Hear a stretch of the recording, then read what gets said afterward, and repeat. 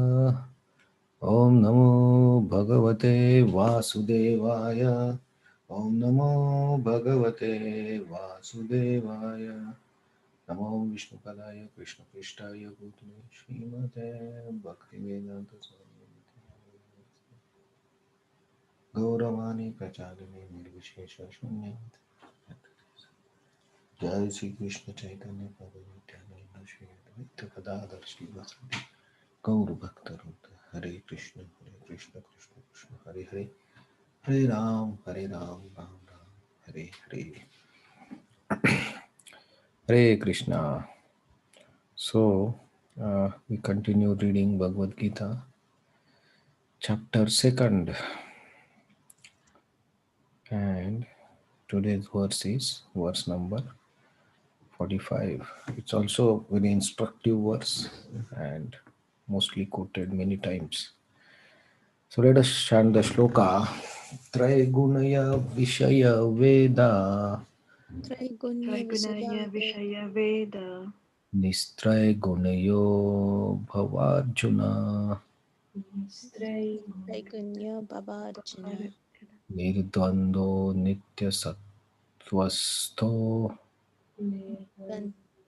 निर्बन्धो नित्यसत्त्वस्तो Niryogakshema Atmavaman योगक्षेम आत्मवान् Traigunaya Vishaya Veda त्रैगुण्य Traigunaya विषया Vishaya वेद Veda Nistraya Gunayo Bhavarjuna निस्त्रैगुण्यो भव Arjun Bhavarjuna Nirdvando Nitya Sattvasto निर्वद् निर्वद्भो नित्यसत्त्वस्तो Niryogakshema Atmavan. निर्योगक्षेम आत्मवान् Atmavan. Please chant if anybody wants to chant the shloka. त्रैगुण्यो विषया वेद निस्त्रैगुण्यो भवार्जुन निर्बन्धो नित्यसत्त्वस्तो निर्योगक्षेम आत्मवान्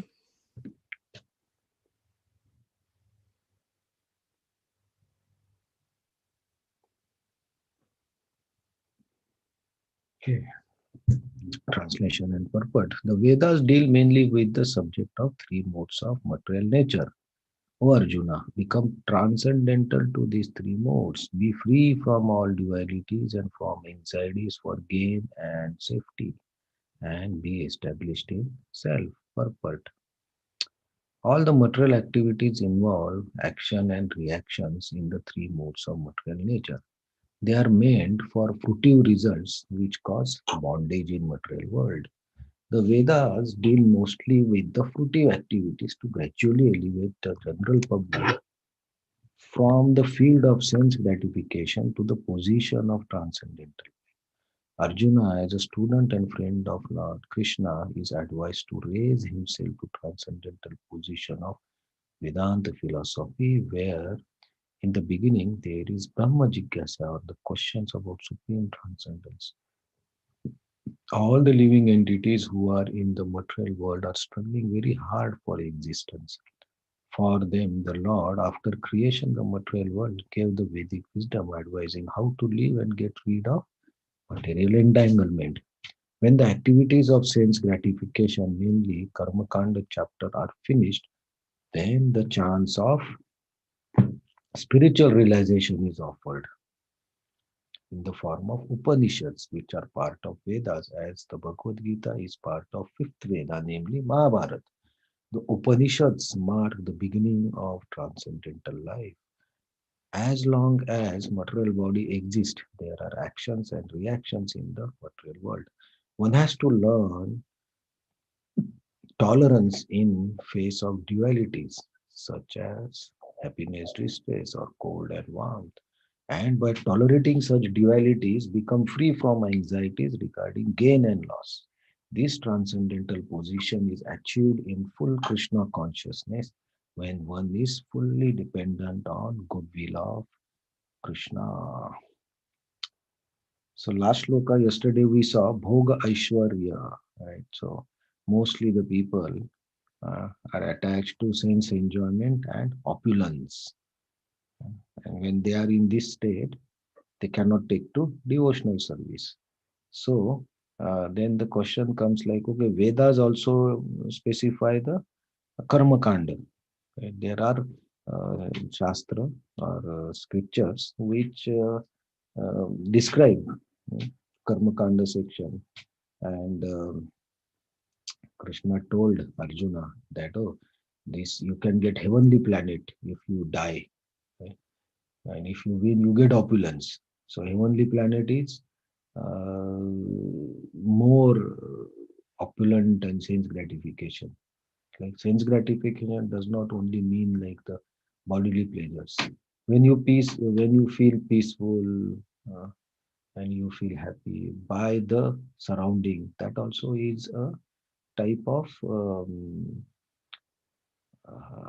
gratification that we get. Of course, it is necessary, but and heavenly planets also is sense gratification and opulence. So these two things are the main focus of general people, right?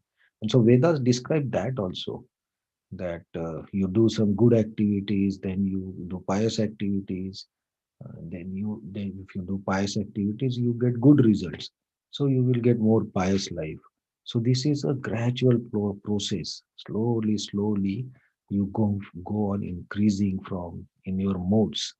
There is a separate chapter for the modes of material nature, where will be more details how these modes work, how they interact, mm, and how like in a one day also how the modes change. Our mood also changes uh, with the day. Why? So all this will come in a separate chapter. Krishna explains, because that's one of the major topic. So there's this Vedas. They describe this Karma Kanda section for slow evolvement of the consciousness. So people initially they will just like to enjoy. Okay, then you advise them to do some pious activities. So they spend some time in pious activities. So in the same life, they may get attached to doing some more pious activities. Then they will reduce their ignorant activities. So slowly, consciousness gets evolved, and when it tries to be more on the passion and sattva, goodness, then we try to understand the knowledge, understand the knowledge of self, our existence. So, Krishna here is advising Arjuna that you should, Vedas are only describing activities which are in the three modes, but bhakti or the spiritual transcendental activities beyond these modes, right? Because bhakti is not created in these modes. Bhakti is coming from the spiritual world. So it's beyond this cause and effects of this material modes. So Krishna is telling Arjuna that you have to transcend these three modes. So the knowledge of the soul, the knowledge of the super soul, knowledge of the Supreme Lord, all these activities are beyond the modes. Atma is beyond the modes in its pure position. So here, that's why nirdvando, forget these dualities, because the material modes will have dualities. I will lose or gain. I will be protected or I will be lost, or I will be finished. So we all are in this anxiety. At every moment we have this anxiety. If we can observe this, if you can observe in all your activities, why you did any activity, you can experience that there is this duality. We did lot of we do lot of activities based on this duality, just to avoid the fear, avoid the pain, avoid the loss, or to get protected. So Krishna is saying that how you can transcend all this anxiety, you have to so work on the we have to beyond the material modes, and which is a transcendental. Uh, so he's saying transcendental to these three modes. So you pass through these three modes and think about. these three modes, because these three modes will only give you anxiety. Even in Sattva Guna, happiness, if you get happiness, we have the anxiety, right, to lose the happiness. So that is also anxiety. So anyway, in these three modes, you will get entangled. There is difficult to come out of this chain. So here, a very interesting point, Srila Prabhupada also mentions about transcendence, right? So, uh, nirdvandva nitya sattva sto. So nitya sattva. So material mode of goodness, goodness, passion, and ignorance. In that goodness, the happiness is there, peace is there, but that is not permanent, right? Your mood will change. Now you are in the morning, maybe you are in sattva gun, and at the day starts, your activity start, then you convert to passion mode. Then again you can come. So if you notice, you can come to sattva gun. But nitya sattva is the pure state of spiritual, where you are in sattva gun, nitya sattva, vishuddha sattva, they say, right? It's a pure sattva gun which is constantly existing without tinge of any passion or ignorance. So if you transcend these three modes, then you can establish yourself in the Nitya Sattva. And that is achieved when you understand Atmavan, when you understand who you are, and you understand your own position and position of the Lord. So Atmavan word, right? There is Bhagavan, there is Dhanvan. So is the when we say Dhanvan, it's a person who has lot of wealth, is Dhanvan. So Atmavan is the person who understands the Atma. So he knows the self. So that's the word Atmavan. Niryogakshema, gain and protection. We saw this. So here Arjuna is being advised to cross beyond the three modes, because till you cross the three modes, you cannot understand the spiritual importance or transcendental importance of this war also, and your duty also. If you get stuck up in the three modes, you cannot perform your duty also properly, because you get to attach to the results and don't want to do that. So Krishna is advising Arjuna to please cross these modes and think beyond this. And beyond that is bhakti. So Krishna here is talking about the bhakti, buddhi yoga. That means bhakti yoga, because bhakti is beyond the modes. So here also Krishna is explaining about bhakti. So when we say bhakti, the activities of bhakti which try to help us to go beyond these modes. And one more important point is one has to learn tolerance. So in this world, we have to tolerate, because the more we tolerate and have patience to all the happenings and all the gain, safety, loss, whatever these dualities, when you tolerate, then your mind becomes stable. And when your mind becomes stable, then you become free of this um, misery of anxiety, continuous anxiety. So that's why tolerance is given as the main quality of a devotee. He is tolerant to the situation and what happens with him. And he observes and waits with patience uh, to so that the situation becomes favorable for doing bhakti. So that's why this tolerance is in several places in Bhagavad Gita. Krishna is saying that be equal, be equal. Uh, don't attach to get fruits. We have seen this. So this is tolerance. Even if you win or lose, you have to tolerate that. And by that, you can be established beyond the three modes. So now Krishna will talk something more about the Bhakti Yoga, and then he will start describing about the Nishkama Karma Yoga or Karma Yoga. So, and he will also explain about more about Veda, because here he described Veda. So there is purpose behind the Vedas. One of the purpose is to uh, understand the or increase your consciousness. But there is some more purpose of a Veda that Krishna will describe in the next shloka that we will see tomorrow.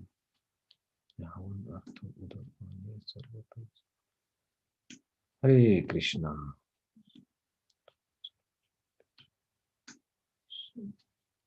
Hmm. This last paragraph of the purport, this transcendental position is achieved in full Krishna consciousness when one is fully dependent on the good will of Krishna. Hmm. Can you explain this more? Yeah, so before that, what we were discussing, tolerance, right? So when you tolerate, what Srila Prabhupada is telling that when you can tolerate happiness and distress, yeah, tolerating all the dualities, when you tolerate that, then you understand that um, um, all the things that are happening with you is interaction of the modes, and it is done by something superior, how it is handled by something superior, and you don't have any control on that. When you understand that, even if you don't do or even if you don't react to anything, but some things happen with you, and if you can tolerate that also, then you understand that, oh, this is happening by some um, bigger energy and you don't have any control. Then you become you start surrendering more and depending more on Krishna. That, oh, these problems, because the more you tolerate, the more you will have to tolerate. That keeps increasing.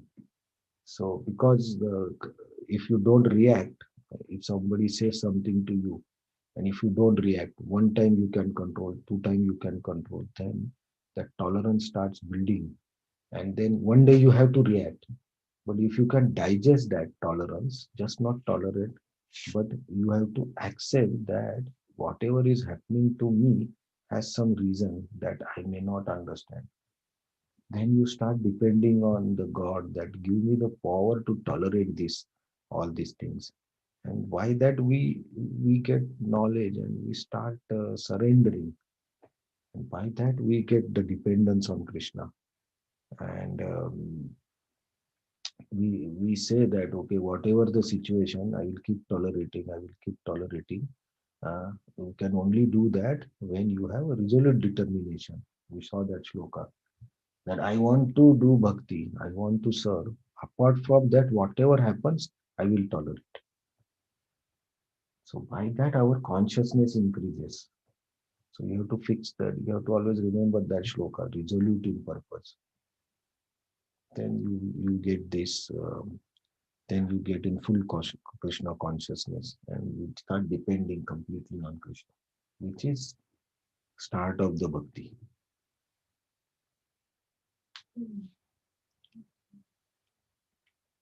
Okay.